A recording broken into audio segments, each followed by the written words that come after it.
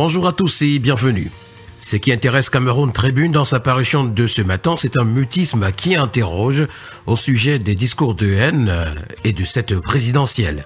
Alors que le mal semble prendre de l'ampleur en cette période électorale, y compris dans les rangs de leurs supporters, de bon nombre de candidats à la magistrature suprême et d'hommes politiques se montrent curieusement silencieux sur le sujet.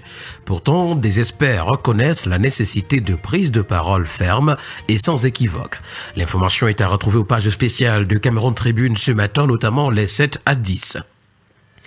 Avec le quotidien régional d'information du Nord Cameroun, l'œil du Sahel de Guiba et Gaitama, on s'en va à l'extrême nord où 4671 enfants souffrent de malnutrition aiguë. En savoir davantage, c'est parcourir la page 3 du journal. Le quotidien bleu d'Amanmana, pour sa part, parle de présidentielle 2025 ce matin et surtout de la confusion autour d'un meeting du groupe de Douala.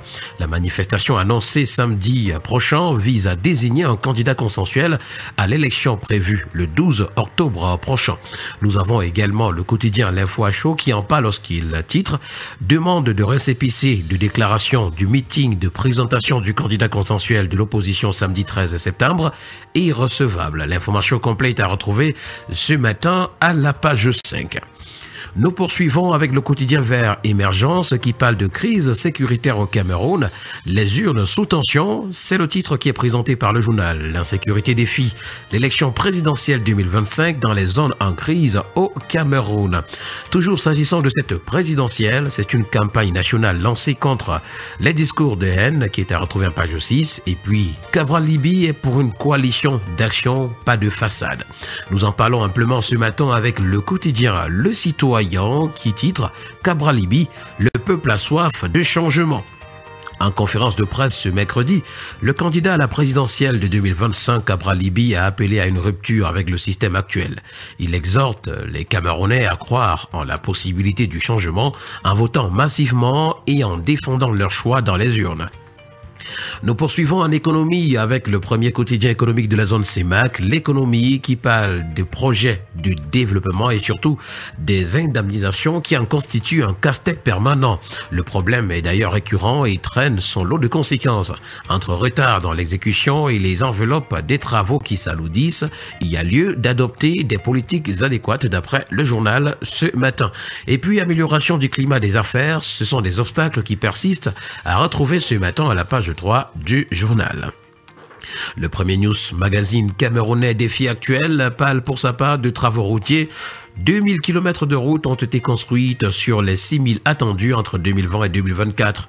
Et lors d'un point de presse tenu à Yaoundé, c'était le 4 septembre 2025, le ministre des Travaux publics Emmanuel Ganou-Djoumessi a expliqué que l'insécurité, les retards de paiement et les séquelles de la pandémie de Covid-19 ont freiné la réalisation de ce programme routier. À la grande une de la tribune des communautés, le journal Intégration ce matin en titre « CEMAC au régime sec ». Le Conseil des ministres ordonne la réduction des charges de fonctionnement des institutions de l'UEAC alimentées par la taxe communautaire d'intégration et la suppression de l'achat des véhicules de fonction aux premiers dirigeants. En santé, le quotidien Éco-Santé parle de couverture santé universelle. Le chèque santé est désormais au littoral et c'est le Cameroun qui a franchi donc une étape majeure dans son ambition d'établir une couverture santé universelle. Lors d'une cérémonie officielle à l'hôpital régional annexe de Kansamba, le ministre de la Santé, le docteur Manaouda Malachi, a annoncé ce mercredi 10 septembre l'extension du programme chèque santé à la région du littoral. Toujours en santé, ce matin, on parle avec le quotidien Info Plus Santé de la fabrication des produits de beauté. Les plantes locales sont en valeur. Le quotidien d'information républicaine, le drapeau ce matin, parle des rapports entre le Cameroun et la BID. C'est un partenariat pour l'éducation qui nous est présenté ce matin.